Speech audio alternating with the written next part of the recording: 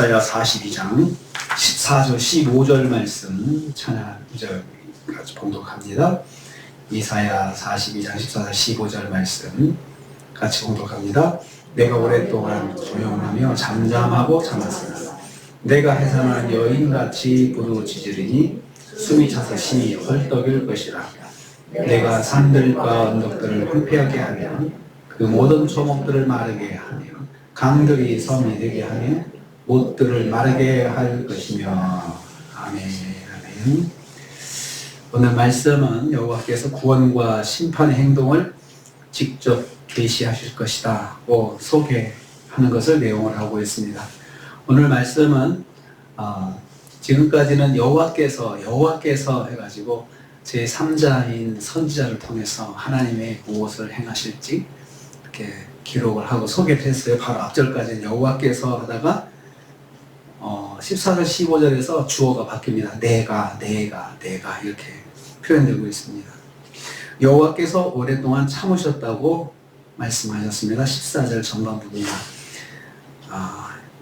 여호와께서 직접 말씀하시는 걸로 이제 여기서부터 표현하고 있습니다. 말씀을 듣는 사람들이 말씀을 더욱 신뢰하게 하기 위해서 그렇습니다. 내가 이렇게 하겠다 말씀에서 듣는 사람들이 하나님께서 직접 하시겠다는 것을 강조하고 있구나 하고 이해하게 하는 것입니다. 말씀을 전해주었던 선지자를 잠깐 쉬게 하시고 자신이 직접 나서서 백성들에게 확실한 구원 약속을 주시는 것입니다. 내가 오랫동안 조용하고 잠잠하고 참았다는 말씀은 하나님께서 지속적으로 말없이 인내하고 계셨음을 말씀합니다. 이 참았다는 말, 이 히브리어 아파크는 솟구쳐오르는 감정을 억눌러 자제하는 것입니다. 하나님께서 왜 참으십니까?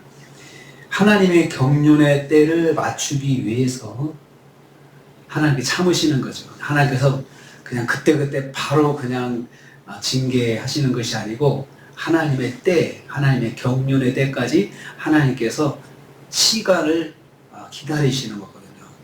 그때까지 대신 하나님의 백성들은 그때까지 고통을 당하잖아요.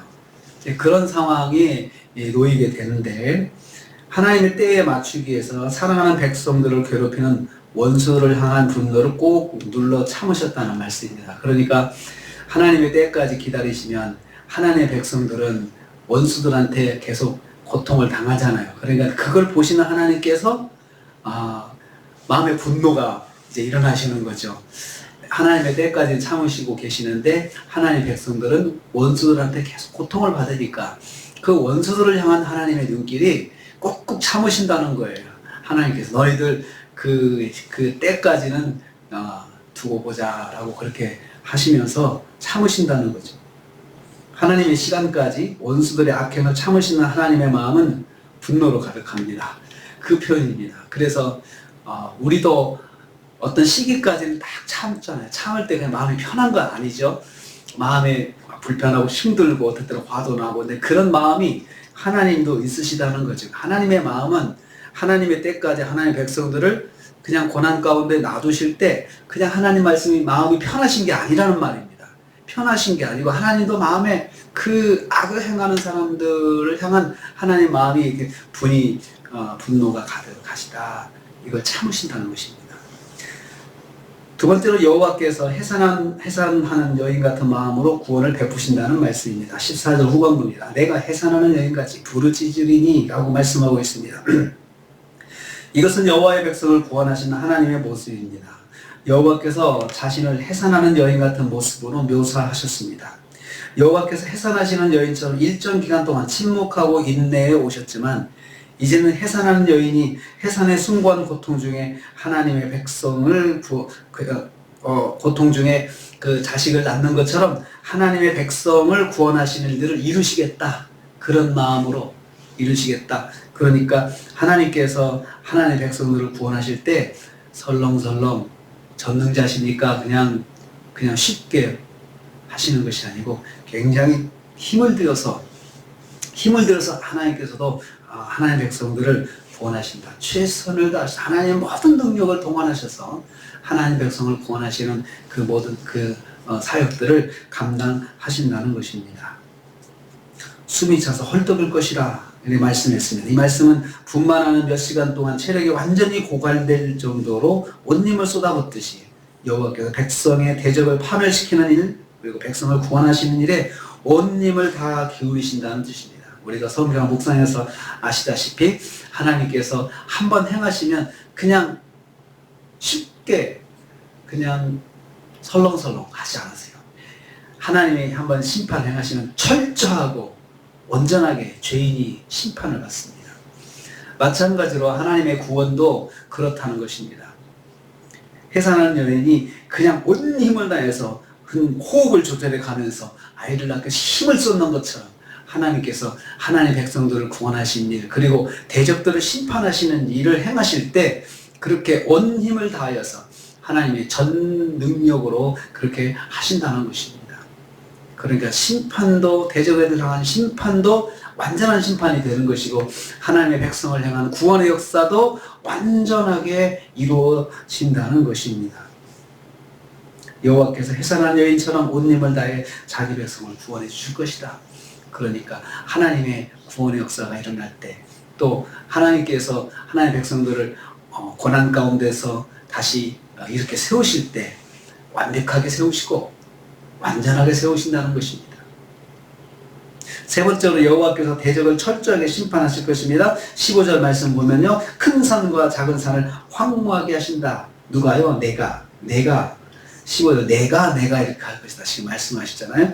내가 그렇게 하신다는 거죠. 그래서 큰 산과 작은 산은 이름을 알 수 없는 큰 나라들과 작은 나라들을 말합니다. 그러니까 세상에 많은 나라들, 무수한 나라들, 큰 나라들, 그 강대국, 그 아수르나 바벨론이나 이런 나라들뿐만 아니고 또 기타 크다고 생각하는 나라들, 이름을 알 수 없는 세상에 존재하는 그런 나라들, 그들 가운데 하나님을 대적하고 하는 그런 나라들, 하나님의 사람들을 직간접적으로 고통을 주는 그런 나라들, 이런 나라들을 말합니다. 이름을 알 수 없는 큰 나라와 작은 나라들, 또 동시에 하나님의 백성을 대적하는 무수한 적들을 그렇게 표현하고 있습니다. 큰 나라들, 작은 나라들을 표현하고 있습니다. 이들을 하나님께서 반드시 심판하신다는 말씀입니다. 그 초목을 마르게 하신다고 그랬습니다. 큰 산과 작은 산에 기대어 사는 세력들까지, 그 큰 산과 작은 산에 그 깃들어 사는 그 나무들, 초목들, 그 초목들까지 하나님께서 심판하신다는 것을 말씀합니다. 강들로 섬이 되게 하신다. 강이 있는데 강이 물이 쫙 빠져가지고 말라가지고 마르면은 그 위에 울퉁불퉁한 그 바닥에 있는 그 울퉁불퉁한 나무, 이런 언덕들이 나오잖아요.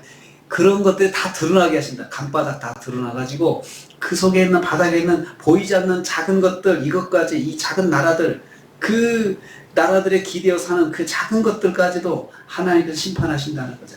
박박 긁어서 심판하신다, 그런 뜻인 것 같습니다. 강들로 섬이 되게 하신다, 그 말씀이 그것입니다. 하나님의 축복은 광야가 변해서 물 웅덩이가 되게도 하시지만, 이게 축복이죠. 광야에서 샘이 나게 하시는 게 하나님의 축복이지만, 반대로 저주는 강물을 마르게 하셔서 아주 그냥 강바닥이 확 드러나게 하시는 그런 것도, 그러한 것이 하나님의 저주입니다. 하나님의 심판입니다.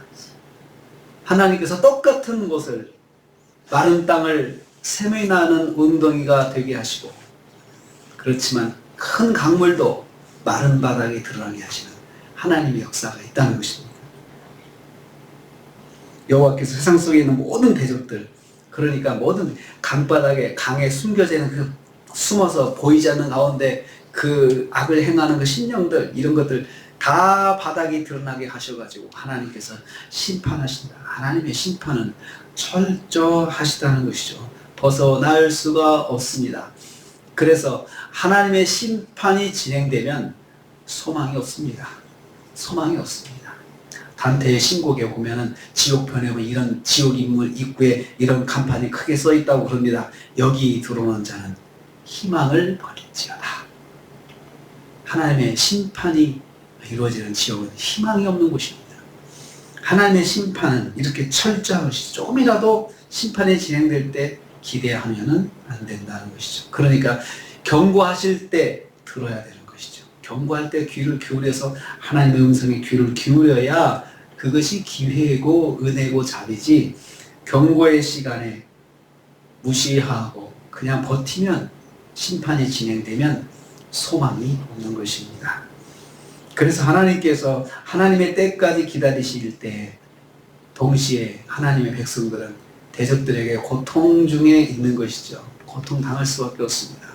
하나님의 때까지 기다리시면서 그런 것이 있지만 하나님은 그럴 때 마음에 막 속상하시면서 분노를 쌓으시면서 그 대적들을 향한 분노를 하나님께 쌓으시면서 결국은 심판의 때 그 분노가 다 쏟아진다는 것입니다. 그래서 우리가 매를 번다라고 하죠. 매를 번다. 하나님께서 참으시는 것을 자비와 사랑으로 알고 하나님의 영성을 듣고 순종해야 되는데 그걸 자기가 잘하는 것처럼 버티면 매를 버는 수밖에 없습니다. 내가 해산한 여인같이 심판하리라. 하나님의 철저한 심판 말씀하시고 있고 또 하나님께서 그 철저하게 심판하시지만 온전하게 완벽하게 심판하실 것을 말씀하고 있습니다. 또 하나님의 구원의 역사는 최선을 다해서 하나님의 능력 안에서 최고로 하나님께서 역사하시는 것이 하나님의 구원의 역사입니다. 그렇기 때문에 우리가 하나님의 인도하심, 하나님의 구원을 바랄 때는 이렇게 하나님께 온 힘을 다해서 우리를 향해서 은혜를 베푸시고 역사하신다는 사실을 기억하시고 우리가 하나님의 역사하심이 믿어지면 그것이 곧 하나님께서 하신다는 마음이다, 하신다는 뜻이구나 라고 하고 마음 편하게 기대하시면 됩니다. 그것이 믿음입니다. 오늘 우리가 하루를 삽니다. 우리를 위해서 온 힘을 다해서 해산하는 여인처럼 온 힘을 다해서 구원의 역사를 이루신 하나님, 그 하나님을 기대하시고 오늘 하루도 말씀 안에 승리하시는 저와 여러분 되시기를 주님의 이름으로 축복합니다. 주님 감사합니다.